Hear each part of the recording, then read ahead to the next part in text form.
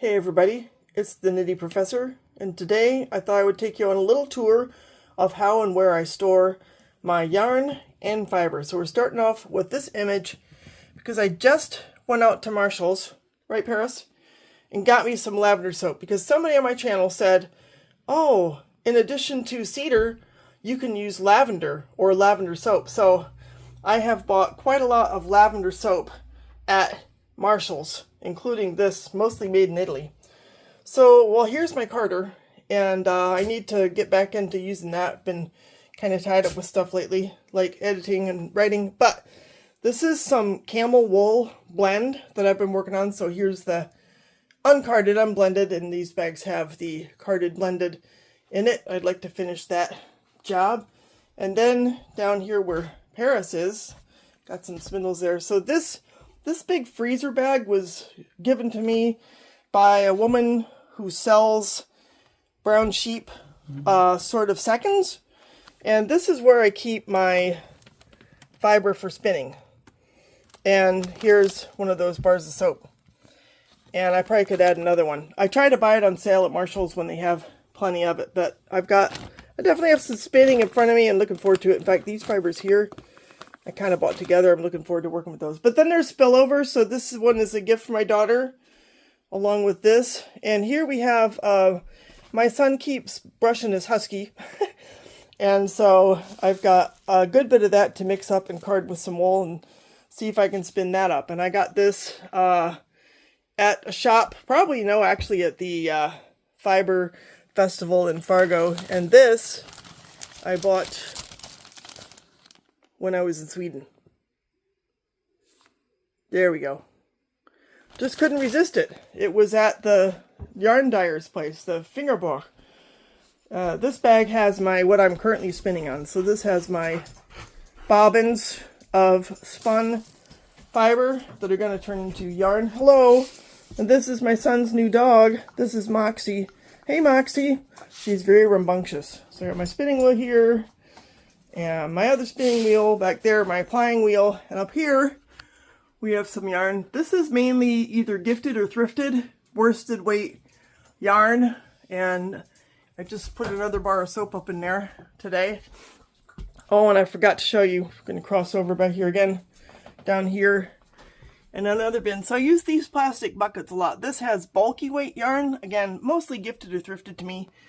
I got it serendipitously. Here's my kitchen scale. This is what I use to weigh out my fiber. So I can have a nice 3-ply.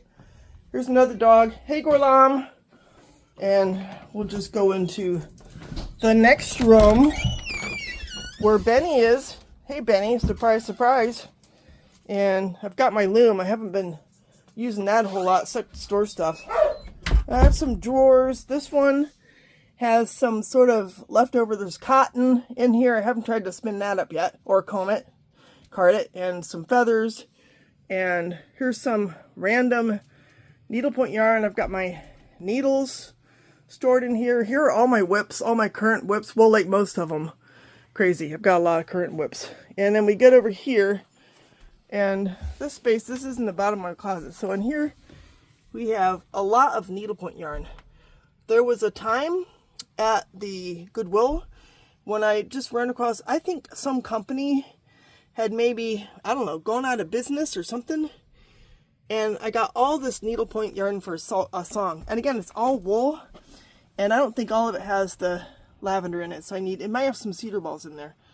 But there's quite a bit. Here's yarn that I'm going to turn into a sweater. This project's all ready to go.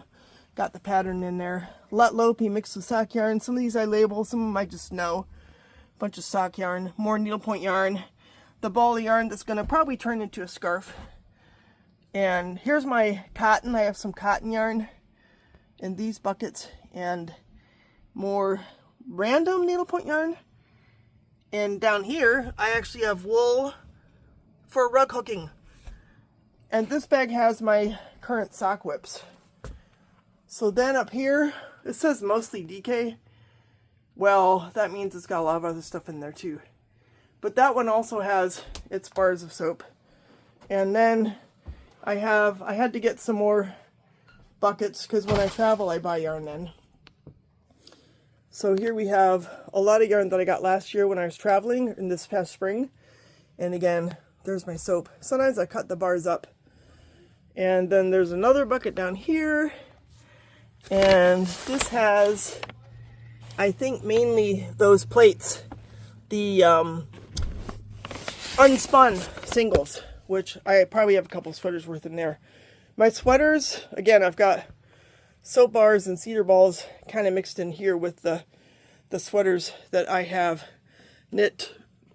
And then here's this another towering display of yarn. So if we go to the other side, I have labels to help me out. So we got some DK in here, a lot of different colors. I made a trip to Watertown and I got a variety of yarns there.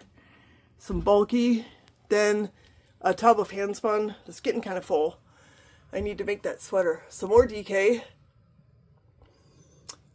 That is Feederbrook Farm. This is the sock yarn that I'm using for my current sweater project. It says old sock. More DK, some sport weight yarn. More handspun. So I have 2 buckets of handspun. More cotton. I need to make some washcloths. And here's some brown sheep yarn. It's like a DK that I've got kind of planned out for a sweater.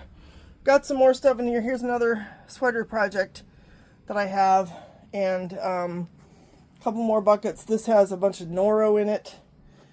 Then I have a bucket full of fingering weight. And another bucket of worsted weight.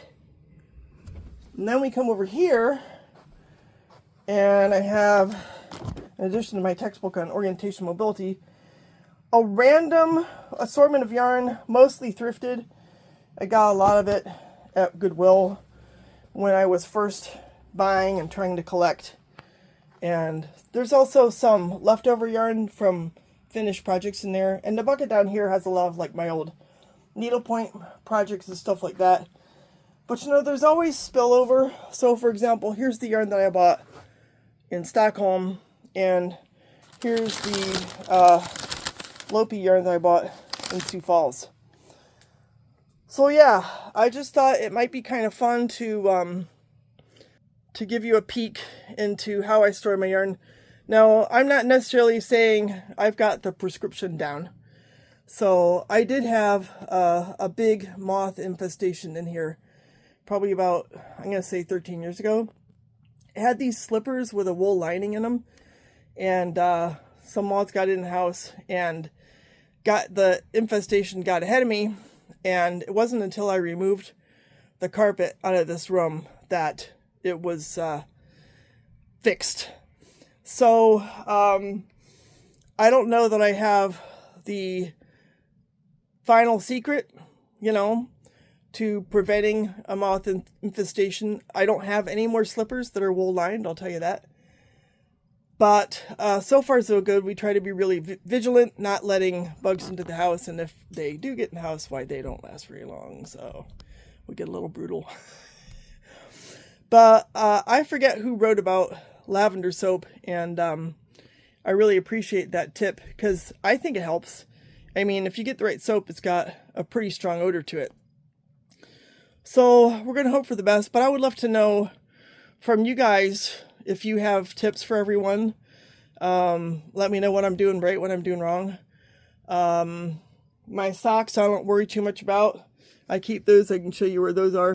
They're over here in a drawer. And they just kind of live their own life in there. And then as I wear them, they end up in this heap. And then when the heap gets too big, then they end up in the washing machine on hand wash and on the clothesline outside. So that's all I have for you today. Look forward to hearing your tips and tricks, and I look forward to knitting more stuff with more of this beautiful yarn. It's having the access to this yarn collection is a huge benefit today in these times when things are challenging. And my writing is also a great escape. I got a great comment from a reader today that I sincerely appreciate, suggesting that was a great escape for them too. So let's keep escaping, everyone, and enjoy all your knitting and spinning. Take care. Bye.